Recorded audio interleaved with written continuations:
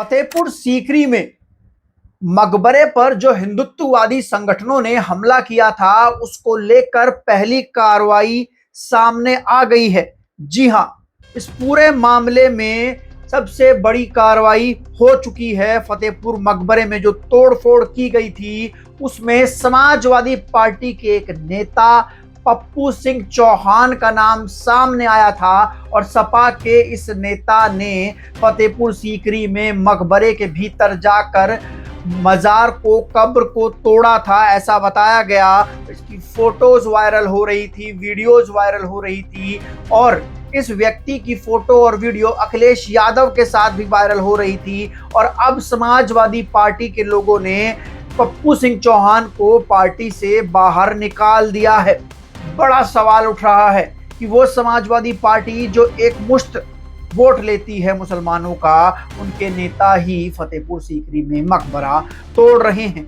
जी हां, मैं आपको बता दूं कि फतेहपुर सीकरी में एक बड़ी घटना 11 अगस्त को हुई, जब हजारों की संख्या में आई भीड़ ने 200 साल पुराने एक मकबरे को, जो कि एएसआई ने जिसको संरक्षित किया है, जो कि भारतीय सरकार की धरोहर है, उस पर हमला बोल दिया और हमला बोलकर उस मकबरे को तोड़ दिया, उसमें तोड़फोड़ कर दी। ये हिंदुत्ववादी संगठन, जिनको कहीं ना कहीं सत्ता और सरकार का संरक्षण प्राप्त है, वो लोग खुलकर तोड़फोड़ मचा रहे थे।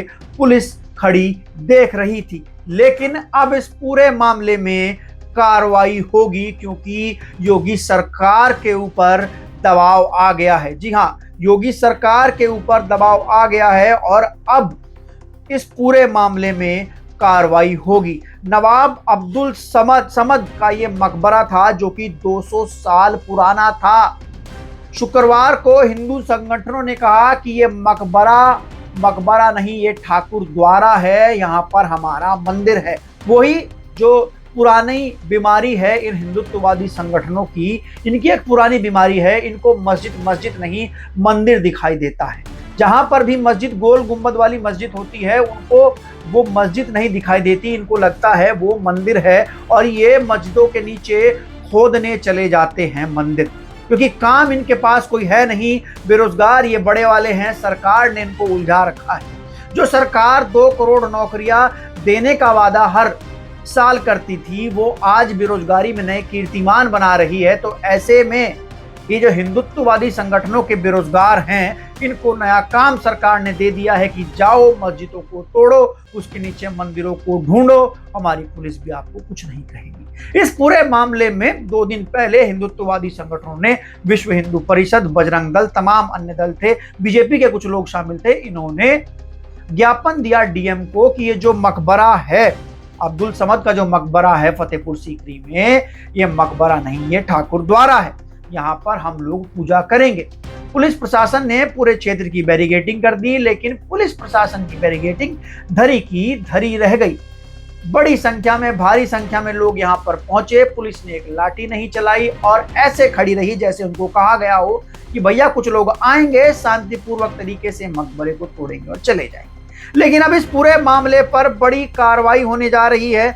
इस पूरे मामले में कई लोगों पर एफआईआर लिखी गई है, हालांकि वो एफआईआर अज्ञात बताकर लिखी गई है। जी हां, इस पूरे मामले में बड़ा एक्शन होगा। उत्तर प्रदेश की सियासत में इस समय बड़ा भूचाल इस घटना से आ गया है। जी हां, एक और तो योगी आदित्यनाथ इस पूरे मामले पर चुप्पी साधे हुए हैं, तो वहीं दूसरी ओर विपक्ष जो है वो भाजपा को छोड़ने की फिराक में बिल्कुल नहीं है।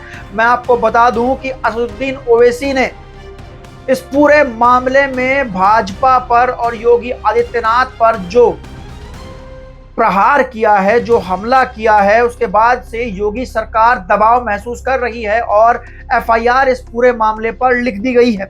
मैं बता दूं, उत्तर प्रदेश के फतेहपुर में बीजेपी के जिला अध्यक्ष और कुछ सरपरस्त तमीजों ने मिलकर नवाब अब्दुल समद के मकबरे को नापाक करने की कोशिश की। अब पूरे मकबरे की बैरिकेडिंग कर दी गई है। योगी बाबा यहां लाठी नहीं चलाएंगे।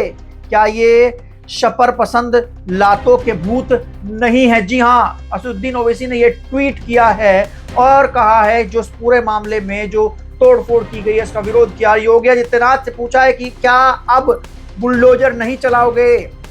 क्या ये लोग लातों के भूत नहीं हैं जो जबरदस्ती इस पूरे मामले में जाकर आ बैल मुझे मार वाली स्थिति कर रहे हैं और दंगा भड़काने की कोशिश कर रहे हैं? मुस्लिम पक्ष की ओर से ऐलान किया गया है कि वो चुप रहेंगे, शांत रहेंगे। शहर काजी ने कहा है हम इस पूरे मामले पर कोई विरोध नहीं करेंगे, कुछ नहीं करेंगे, चुप रहेंगे। लेकिन हिंदुत्ववादी संगठनों ने बड़ी संख्या में जो ये तोड़फोड़ मचाई है, क्या ये साफ नहीं लगता कि पहले संभल, पहले काशी, फिर संभल, उसके बाद फिर फतेहपुर? क्या पूरे प्रदेश में एक माहौल बनाने की कोशिश जो हो रही है, जो लगातार हिंदू मुस्लिम करने की कोशिश हो रही है, वो सब जानते हैं। योगी आदित्यनाथ को पता है कि उनकी सरकार को वोट काम पर नहीं मिलने वाला, क्योंकि काम कुछ किया होगा तो वोट मिलेगा ना। 5,000 स्कूल बंद कर रहे हैं, महंगाई इतनी बढ़ गई है, कानून व्यवस्था लचर है, डेली हत्याएं हो रही हैं, तो सरकार के पास वोट मांगने के लिए अपना काम नहीं है, तो इसलिए इस प्रकार के काम जो हैं वो करवाए जा रहे हैं। तो वहीं बीएसपी सुप्रीमो मायावती ने भी इस पूरे मामले पर तीखा प्रहार करते हुए लिखा कि यूपी के जिला फतेहपुर में मकबरा व मंदिर होने को लेकर चल रहे विवाद बवाल पर सरकार को किसी भी समुदाय को ऐसा कोई भी कदम ना उठाना देना चाहिए जिससे वहां सांप्रदायिक तनाव पैदा हो जाए तथा आपसी भाईचारा व सौहार्द बिगड़े। सरकार इस मामले को जरूर गंभीरता से ले तथा जरूरत पड़ने पर सख्त कदम भी उठाए। जी हाँ, बीएसपी सुप्रीमो मायावती ने कहा है कि सरकार किसी भी पक्ष का फेवर ना ले और जरूरत पड़ने पर सख्त कदम उठाए। जी हाँ, और सौहार्द ना बिगड़ने दे, यानी कि योगी आदित्यनाथ को कह रही हैं कि जब कल वहां पर ये तोड़फोड़ हो रही थी तो आपने कार्रवाई क्यों नहीं की, आपने सख्त कदम क्यों नहीं उठाए? आपको उसी समय वहां पर लाठीचार्ज करना चाहिए था, आपको उसी समय भीड़ को वहां से भगाना चाहिए था, क्योंकि इस तरीके की घटनाएं प्रदेश में धार्मिक सौहार्द को बिगाड़ सकती हैं। अखिलेश यादव ने भी इस पूरे मामले को लेकर योगी आदित्यनाथ की सरकार पर हमला बोला और कहा कि सरकार के पास दिखाने के लिए, बताने के लिए कोई काम नहीं है। सरकार अब इसी तरीके से नफरती एजेंडा को प्रमोट कर रही है ताकि लोग जो हैं वो असल मुद्दे भूल जाएं। आपको बता दें कि चाइना जो है वो नई नई तकनीक का इजाद कर रहा है, बुलेट ट्रेन चल रही है, वहां पर ओपन एआई बन रहा है। अमेरिका जो है वो चैट जीपीटी पर बात कर रहा है, स्पेस मिशंस चल रहे हैं। तकनीक में रोजाना नई नई खोज और आविष्कार कर रहे हैं कई सारे देश, लेकिन भारत का युवा है जो कि जिसकी बुद्धि भ्रष्ट हो चुकी है, जिसके दिमाग में वो धर्म का पाखंड का कहूंगा या फिर नफरत का गोबर भर गया है और वो बस निकल पड़ा है लाठी लेकर, डंडा लेकर सड़कों पर मंदिर मस्जिद करने, हिंदू मुस्लिम करने, धार्मिक उन्माद भड़काने। जहां भी इन हिंदुत्ववादी संगठनों के बेरोजगार युवाओं को, जिनकी जेब में 10 रुपया नहीं मिलेगा, जिनकी कमाई कुछ नहीं है, जहां भी उनको मस्जिद नजर आता है, ये लोग लाठी लेकर चढ़ जाते हैं मस्जिद को खोदने और खुदाल से मस्जिद को खोद के नीचे मंदिर ढूंढने लगते हैं। जी हाँ, मंदिर ढूंढने लगते हैं। आज का युवा नौकरी नहीं ढूंढ रहा है क्योंकि नौकरी सरकार दे ही नहीं रही है, उसके पास है ही नहीं।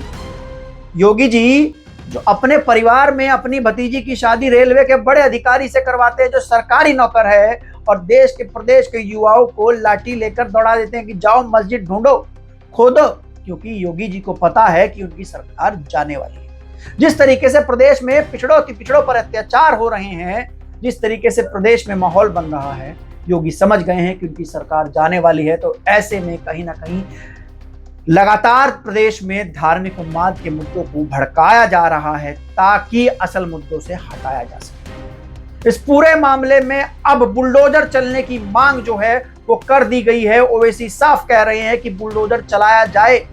आप कहते हैं कि ताजिया जो बड़ा बना लेते हैं, जो जल्लूस निकालते हैं मुहर्रम का, वो लातों के भूत होते हैं, तो ये लोग कौन हैं? और ओवैसी, असदुद्दीन ओवैसी ने इस पूरे मामले में बुलडोजर चलाने की बात की है।